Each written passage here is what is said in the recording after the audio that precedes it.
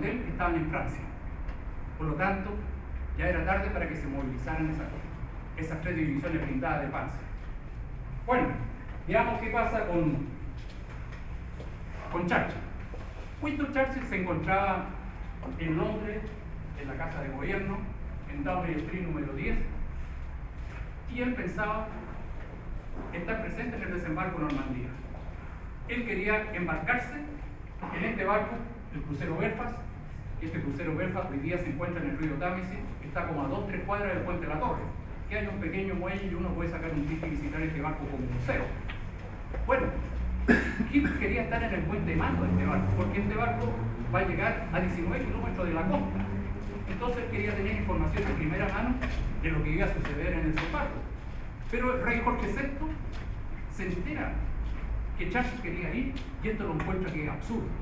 Es absurdo que vaya a arriesgar su vida, que nada iba a estar estando ahí en este crucero. Y el rey Jorge le va a enviar una carta, y le va a decir en esa carta: estimado Winston, mi deber es instarte que abandone la idea de zarpar el día de hoy. Por favor, considera mi posición. Soy más joven que tú, soy marino, soy el rey, y por lo tanto soy el jefe de las tres ramas de las Fuerzas Armadas. Nada me gustaría más que zarpar junto a ellos, pero he tomado la determinación de no hacerlo. ¿Te parece justo que tú hagas precisamente aquello que tanto me habría gustado hacer?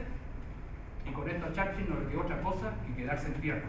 Como decimos nosotros, donde manda capitán, no manda marinero. Bueno, se quedó en tierra Churchill a los 4 días. El día 10, aquí está el rey Jorge VI, y el día 10,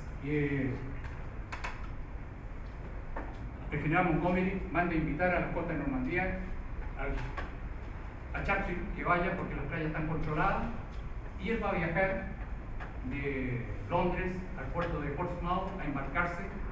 Él viaja en su tren privado, son 130 kilómetros como Valparaíso Santiago, y se embarca en el destructor Kelvin, que lo va a cruzar el canal. Y aquí se va a reunir con Montgomery, y aquí está Churchill, y le va a contar todas las novedades que están pasando aquí relacionados al desembarco que ya se había producido. Y Churchill le pregunta, porque siente unos cañonazos de disparo a la distancia, y le pregunta a Churchill a Montgomery si estos cañonazos van a llegar aquí a la playa, y dice que no se preocupe, que el frente está a 12 kilómetros en este momento. Bueno, pero ya en la tarde Winston Churchill decide regresar a Inglaterra porque cruzar el canal de noche es muy peligroso. Bien, hasta ahora hemos conocido los principales personajes que han tenido una relación importante relacionada al desembarco, y hemos conocido algunos pormenores y también los días previos al desembarco. Ahora conozcamos qué va a suceder con el desembarco cuando las tropas llegan a las costas de Francia y desembarcan. Bueno, tenemos aquí que la costa de Normandía tiene una extensión de 80 kilómetros. El día 6 de junio van a desembarcar 150.000 hombres. Y estas playas se van a dividir en 5 sectores. Cada playa va a llevar un nombre clave. Tenemos aquí la playa Utah, donde se embarcan tropas americanas, y también la playa Omaha. Y entre estas dos playas van a desembarcar unos comandos llamados Ranger, soldados Ranger, que tienen la misión de tomar este promontorio donde se encuentran unos cañones. Este promontorio se llama Point to Hope. Bueno, las tropas británicas van a desembarcar en la playa Gull y en la playa Square. Y entre estas dos playas, la playa que está aquí en el medio, la playa Juno, que van a desembarcar las tropas canadienses.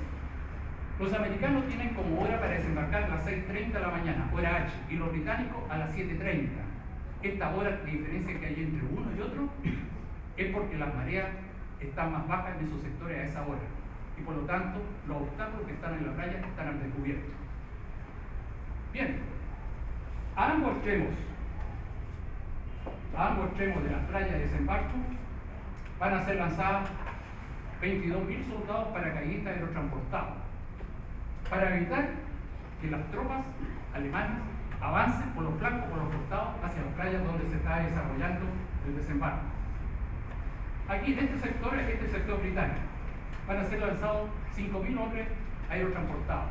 La sexta división aerotransportada. La sexta división que va a tener la misión de tomar los puentes del río Orne y del canal de Caen. Son dos líneas de agua que corren aquí y que llegan aquí al lado de la playa Sport, que desembocan en la costa de Normandía. Ellos tienen esa misión de tomarse. Ellos van a ser lanzados a las 1:30 de la mañana del día 6. Y el 9º batallón de esta sexta división tiene la misión de tomarse esta localidad de Melville, que aquí se encuentran 4 baterías alemanas que tienen un radio de acción de 11 kilómetros y apuntan hacia la playa Sport. Por lo tanto, esto había que destruirlo. Y le dan la misión al comandante Terence Otway, de 29 años de edad, que le asignan 600 hombres para cumplir esta tarea. Al punto de reunión solamente llegaron 150, el resto muertos, heridos, desaparecidos, prisioneros, porque todos venían en paracaídas, no se sabía dónde iban a caer.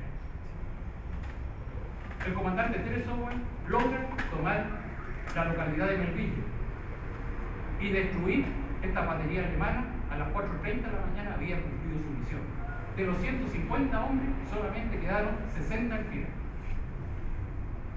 Bueno, pero había que aquí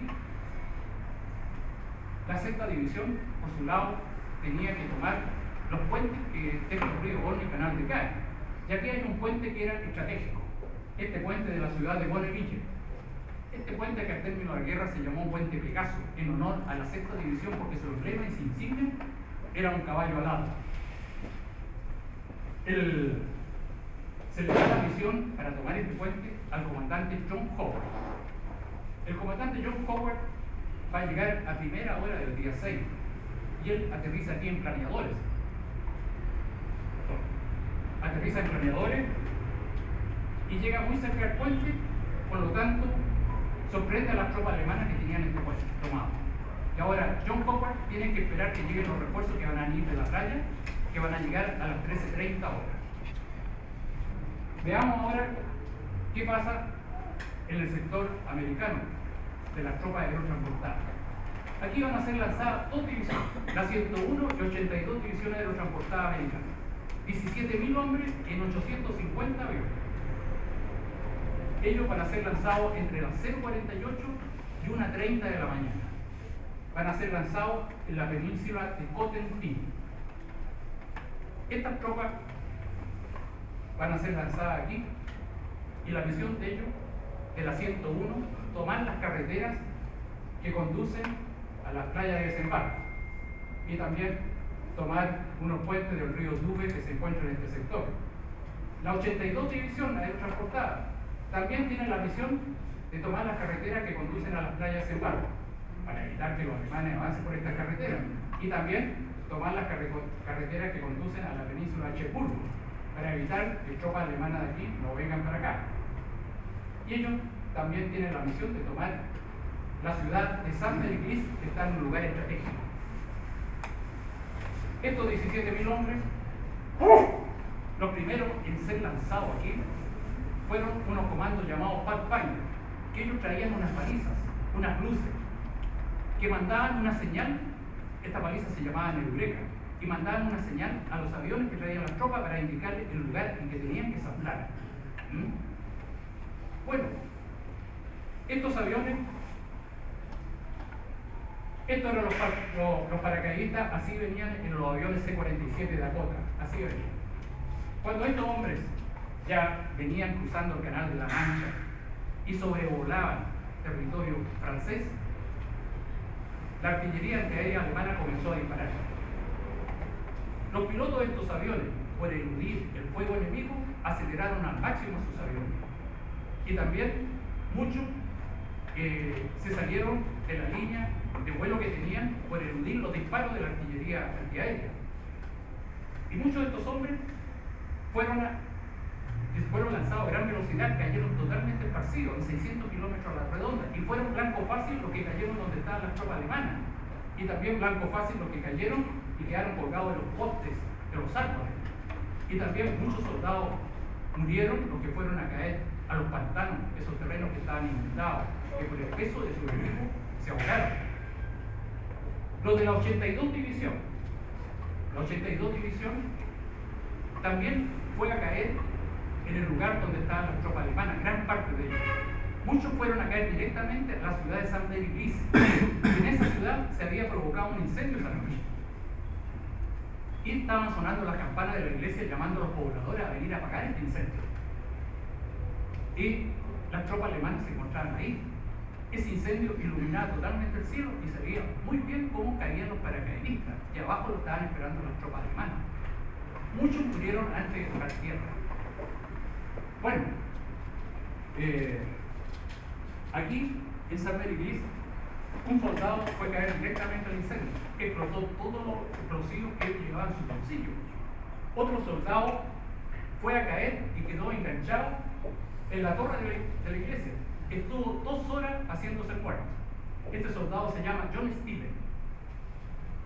Todos los años se recuerda este día en San Mary Bliss colgando un muñeco paracaidista en la torre de la iglesia en homenaje a la 82 División Aerotransportada. Los soldados de la 82 que cayeron fuera de la ciudad de San Mary Bliss lograron reorganizarse y avanzar hacia la ciudad, y esta fue la primera ciudad francesa en ser liberada. De las tropas aerotransportadas que participaron en esta operación en caer detrás de la línea enemiga, tuvieron unas bajas del 70%, y muchos de ellos no lograron cumplir su misión. Bueno, veamos ahora qué pasa con las tropas que vienen por mar y qué pasa con la respuesta del ejército alemán.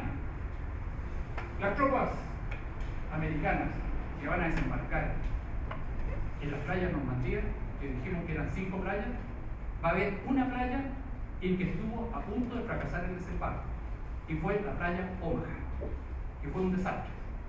Esta playa Omaha, desde la orilla de la playa donde revienta la ola hacia el interior, se llega a un promontorio en que hay 200 metros aproximadamente. Y en lo alto de este promontorio, que su altura oscila entre 15 y 30 metros, se encuentra arriba la 352 División de Infantería Alemana, una de las divisiones mejor preparadas, de mayor experiencia, que desde arriba de los promontorios tienen puestos de artillería, de ametralladoras, de porteros, cañones, y desde arriba tienen una gran visibilidad hacia la playa donde van a desembarcar las 2 divisiones americanas que van a desembarcar aquí en Plaza. La división número 1, la Gran Uno Rojo llamada, y la 29ª. Y para los alemanes, que tienen una gran visibilidad de la playa, para ellos esto va a ser como una práctica de tiro. Y como dijo un oficial, aquí van a quedar 2 clases de hombres: los muertos y los que van a morir. Esta playa, al término de la guerra, se le llamó la sangrienta Omaha. En los primeros 20 minutos murieron el 90% de los soldados. Bueno, estas 2 divisiones americanas, la 1, la Gran Uno Rojo y la 29ª, a las 5:20 de la mañana empiezan a bajar de los barcos nodrizas hacia las lanchas de desembarco. Estas lanchas que en un momento le dije que se llaman Higgins, que llegan como 30 o 40 soldados. Bueno, estas lanchas van a empezar a avanzar hacia la costa. Tienen 1 hora para llegar a las 6:30 de la mañana. Y estos soldados, cuando empiezan a cruzar el canal, el mar estaba muy agitado. Estos hombres que vivían en estas lanchas estaban muy arrepentidos de haber tomado un desayuno tan contundente. Y cuando ellos iban navegando, la artillería naval de los acorazados y cruceros que se encontraban a 19 kilómetros de la costa empezaron a disparar hacia la costa para ablandar al enemigo. Dispararon durante 40 minutos antes de llegar a las lanchas a la orilla de la playa. Estos soldados decían que sentían pasar los proyectiles sobre sus cabezas como si fueran verdaderos vagones de tren. Muchas lanchas de estas, como 10 lanchas, se hundieron con los soldados debido a la marejada. 2 batallones de tanque anfibio. Tanque anfibio son tanques que tienen condiciones como para navegar y andar en tierra. Estos tanques fueron llevados en lancha de desembarco y fueron dejados a 5 kilómetros de la costa. Fueron dejados a 5 kilómetros de la costa y por ahí tenían que navegar solo hacia la orilla. De 32 tanques solamente llegaron 2, el resto se hundieron todos. Y se entendía que estos tanques tenían que darle protección a las tropas que iban a desembarcar. Ahora, muchas lanchas de estas se estrellaron contra los obstáculos y se hicieron pedazos, volaron. Los soldados que lograron llegar a la playa Omaha, cuando bajan las rampas, el enemigo concentra el fuego de la ametralladora en la entrada de la lancha. Y empezaron a caer los soldados acribillados a medida que iban saliendo. Los que estaban más atrás de las lanchas se dieron cuenta de esto y saltaron por los costados, por las bordas. Pero muchos de ellos se ahogaron por el exceso de equipo que llevaban. Y también porque muchos no sabían nadar. Alrededor de las lanchas habían muchos soldados muertos. Y también vivos que se hacían los muertos esperando que la corriente los arrastrara y los llevara a la orilla y poder esconderse detrás de un obstáculo. Y bueno, los que lograron llegar a la orilla de la playa estaban asustados, estaban aterrados, corrían para todos lados. Algunos no pensaban mentalmente. Y los que lograron superar el susto y la acogida que le habían dado los alemanes, ellos vieron que la única posibilidad de salir con vida de esta playa era correr hacia los pies de los promontorios.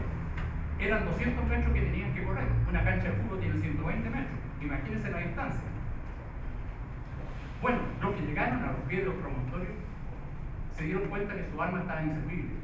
Estaban con arena, con agua, lo mismo los equipos de radio. Y las tropas, que la playa se veía que era un desastre. Soldados muertos, heridos.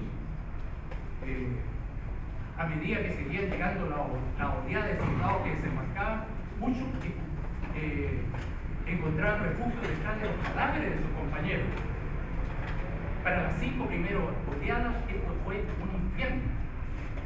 En esta playa murieron más de 2.000 soldados sin haber disparado un solo tiro. A la hora desembarcó el oficial al mando de la 29ª División, el oficial llamado Norman Cotter, este hombre. Él desembarca y alcanza a cruzar la playa y llegar a los pies de los promontorios.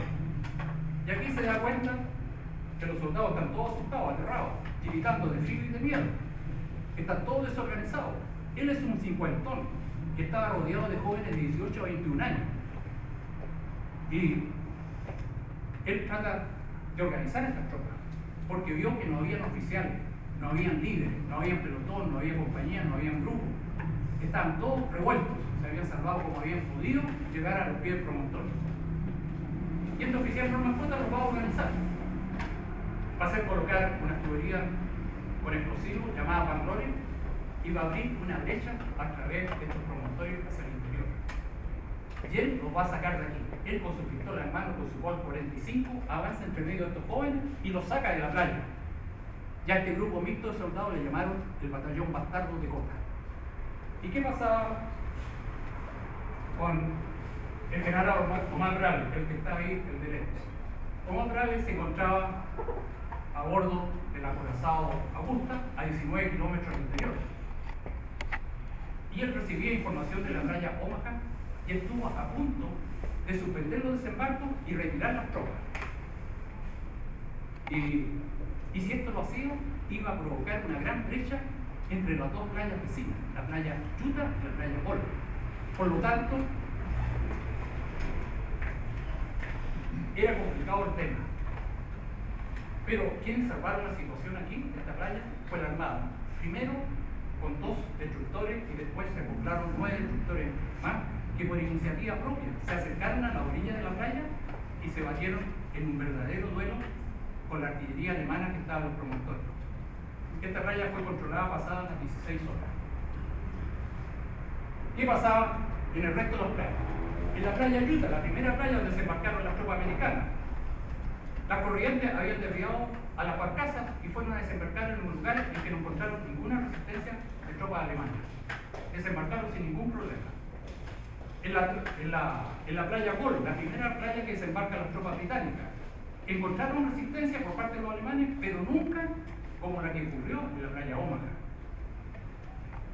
En la playa Juno también desembarcaron tropas y tuvieron un enfrentamiento con las tropas alemanas. Pero pasado mediodía, esta playa Juno se logró controlar Y aquí desembarcó la 7ª División Blindada, los llamados Rata del Desierto, que tenían ese nombre porque se lo habían ganado en la campaña de África del Norte, en la Guerra del Desierto. Y en la última playa, la playa Sport, desembarcaron las tropas británicas, la 3ª División, y se enfrentaron a las tropas alemanas. Hubo un gran enfrentamiento, pero lograron superar esta playa los británicos. Y tenían la orden de avanzar hacia el interior, a la ciudad de Caen, que está a 15 kilómetros al interior. Tenían la orden de tomar esta ciudad en 48 horas.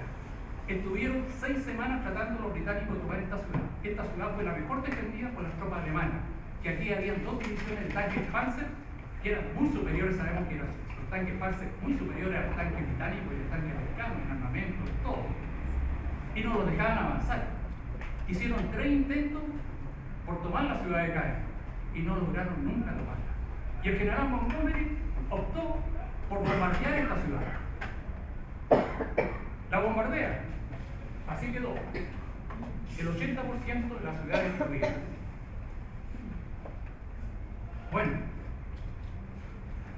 los civiles que estaban acá sabían de este bombardeo y fueron muchos a refugiarse a la abadía de San Esteban. La abadía de San Esteban pensaron que no iba a ser bombardeada por los británicos, porque aquí estaban enterrados los restos de Guillermo el Conquistador, primer rey normando de Gran Bretaña. Por eso pensaron que no iba a ser bombardeada. Aquí en esta ciudad murieron 3.000 civiles, muchos enterrados bajo los escombros. Bueno, las playas, a las 3 semanas del desembarco, las playas estaban controladas. Estaban controladas las playas y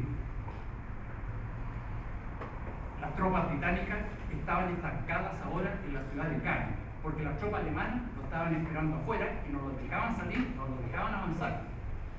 En el sector americano, los americanos habían avanzado hacia el interior de Francia 24 kilómetros y estaban estancados, estaban en punto muerto. Las tropas alemanas se habían reorganizado muy bien y lo estaban deteniendo, lo estaban desgastando. Por lo tanto, aquí tenían un problema grave las fuerzas aliadas. Y el general Eisenhower estaba muy preocupado, porque sabía que tenía que sacar a las tropas de este problema, hacerlas avanzar hacia el interior de Francia. Y lo único que le quedaba al general Eisenhower es recurrir al único que él cree que puede sacarlo de este problema. Y es nada menos que el general Patton, al que tenía castigado, al que lo tenía castigado en Inglaterra. Él, ¿se acuerda que lo tenían dirigiendo un ejército ficticio para hacer directo el desembarco y hacer en el paso de Calais? Bueno, ahí está Patton. Estaba inactivo, lo único que hacía era pasear su perrito llamado Guillermito. Bueno, Patton le dan el mando al tercer ejército americano en las costas de Francia. Patton estaba contento porque le habían levantado el castigo, y más contento aún porque para él la guerra era como un regalo divino. Él era considerado el mejor estratega que tenían los aliados. Su imagen, como ustedes lo ven, infundía respeto. Era temido por los oficiales alemanes. A él no le importaba el costo material de la guerra, ni le importaba la sangre derramada. Por eso que sus soldados a él le pusieron el sangre y agallas. Los soldados ponían la sangre y él ponía la agalla. Bueno, el general Patton va a hacerse cargo del tercer ejército, va a viajar a Francia el día 4 de julio, faltaban 2 días para que se cumpliera el mes de desembarco. Viaja a la costa de Francia en un avión C-47 Dakota, estos que tenían las franjas blancas y negras, escoltado por 4 aviones caza Thunderbolt, y llega a las costas de Normandía. Y cuando llegan, los soldados que estaban ahí lo ven, lo van a rodear. Lo mismo van a hacer los periodistas y los corresponsales de guerra. Parecía un actor de cine. Y él se va a subir arriba a un jeep y va a dar un discurso, porque eso era lo que más le gustaba hablar. Se sube a un jeep y da un discurso. Esos discursos que él se caracteriza por descalificar al enemigo y decir palabras subidas de tono. Y que dice en una de sus partes, dice: el objetivo de esta guerra no es que tú mueras por tu país, sino que lo haga otro maldito bastardo por el suyo. Y dice esa famosa frase, que Dios se apiade de mi enemigo, porque yo no lo haré. Y Patton toma el mando del tercer ejército, avanza a grandes extensiones, rompe las líneas enemigas, avanza al interior de Francia, desafiando los principios clásicos de la estrategia, en base a velocidad, a sorpresa, empleando las tácticas de la Blitzkrieg. Blitzkrieg en alemán significa guerra relámpago, que fuera lo que emplearon los ejércitos alemanes cuando invadieron Francia en 1940. Y Patton ahora dice que le estaba dando con su misma medicina. Esta ofensiva se llamó Operación Cobra, una ofensiva de infantería de alta intensidad, de movimientos rápidos, en que Patton avanza 900 kilómetros en solo 2 semanas. Él avanza con la Operación Cobra, avanza a la zona de Bretaña, donde se encuentran acá las bases de los submarinos, y luego él gira con su ejército en sentido contrario hacia Argentan y Falaise. Y ahí en Falaise provoca lo que se llama la bolsa de Falaise, que la bolsa de Falaise él va a tomar más de 50.000 soldados alemanes prisioneros. Esta ofensiva también se llamó la ruptura de Normandía. Bueno, si vemos bien el mapa, Patton llegó aquí, a Normandía. Las tropas británicas estaban estancadas aquí en Caen. Las tropas alemanas la estaban esperando aquí afuera. Patton avanzó, las tropas americanas estaban aquí hasta 24 kilómetros, no alcanzaban a llegar a la ciudad de San Luis, estaban hasta por aquí, y aquí fue cuando Patton los toma y avanza y rompe la línea enemiga con esta operación Cobra, y gira hacia la zona de Bretaña y después gira hacia Argentan y provoca lo que es la bolsa de Falaise. Y con esto, 100.000 soldados alemanes logran escapar y se van al norte hacia el río Sena. El río Sena estaría por allá. Bueno, Patton con esto, que crea la bolsa de Falaise, permitió que el ejército británico que estaba al mando del general Montgomery ahora pudiera avanzar. Y con esto Patton había humillado al general Montgomery, que lo había sacado de ese estancamiento. Para Patton, cuando lo saca de esta situación, Patton tenía rivalidades con él, rivalidades que se arrastraban de la campaña de África del Norte y se habían acentuado en la campaña de Italia en la isla de Sicilia, cuando Patton, al mando del 7º ejército en la isla de Sicilia, cruza la isla, y esto lo toma él como una competencia. ¿Quién llega primero al otro lado, a la ciudad de Messina? Si los americanos o los británicos. Bueno, el general Montgomery era un general cauteloso, precavido, que decía no arriesgar sus tropas. Pero para Patton, Montgomery era un pusilánime, falto de coraje, falto de valor. La bolsa de Falaise se cerró el 21 de agosto, las tenazas de la bolsa de Falaise. Y ahora las tropas aliadas avanzaban en dirección a París. Las tropas de Patton van a llegar a los suburbios de París. Y el general Omar Bradley, jefe de los ejércitos americanos, le va a dar el honor de ser los primeros en entrar a la ciudad de París, a la 2ª división blindada francesa, al mando del general Jacques-Philippe Leclerc. Leclerc va a ser el general que va a entrar a París y va a tomar prisionero al general alemán que estaba a cargo de la ocupación de París, al general Dietrich von Choltitz. Que Dietrich von Choltitz había recibido la llamada del alto mando alemán en que antes de rendirse destruyera París, y que había recibido esa famosa e insistente llamada del Führer en que le preguntaba a von Choltitz: ¿arde París? París fue liberado el 25 de agosto de 1944. Aún quedan 9 meses de guerra, quedan batallas importantes, como la operación Market Garden, la batalla de las Ardenas, pero los 1000 años del Tercer Reich tenían los días contados. Muchas imágenes de las que hemos visto acá pertenecen a este señor, André Friedman, más conocido por su seudónimo como Robert Capa, famoso por responsable de guerra, fotógrafo, gráfico periodista, fotoperiodista. él se hizo muy conocido en la Guerra Civil Española, con su foto ícono, La muerte de un miliciano.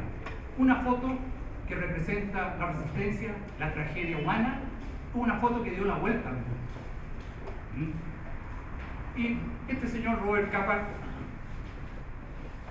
es descendiente de familia judía, sus padres son judíos. Él emigró a muy temprana edad, él nació en Budapest, en la ciudad de Hungría, en el país de Hungría, en Budapest. Y él emigra a Alemania. Y cuando está en Alemania, él estudia periodismo. Pero cuando asume Hitler, él emigra de Alemania a Francia por razones obvias. Él era judío. Bueno, cuando estaba en Francia, también con el tiempo, ya por los años 38 y 39, se empieza a complicar la cosa en Francia, como Europa en general. Y él ve la necesidad también de emigrar hacia América. ¿Y quién lo ayuda a salir de Francia, que le consigue la visa? Es el cónsul chileno, Paulo Neruda. Y Robert Capa es un joven valiente, aventurero, bohemio, jugador y mujeriego. Se le conocen grandes amores. Uno de ellos fue, yo creo que uno de los amores que le voy a nombrar a usted le va a llamar la atención, le va a sonar. Uno de sus amores fue Gerda Taro, corresponsal de la revista Life, que murió muy joven cubriendo la Guerra Civil Española. Y después él conoce a una famosa actriz de cine, y de la cual se enamora de ella, en Francia, y la sigue a Hollywood. Me refiero a la famosa actriz de cine sueca Ingrid Bergman. Este romance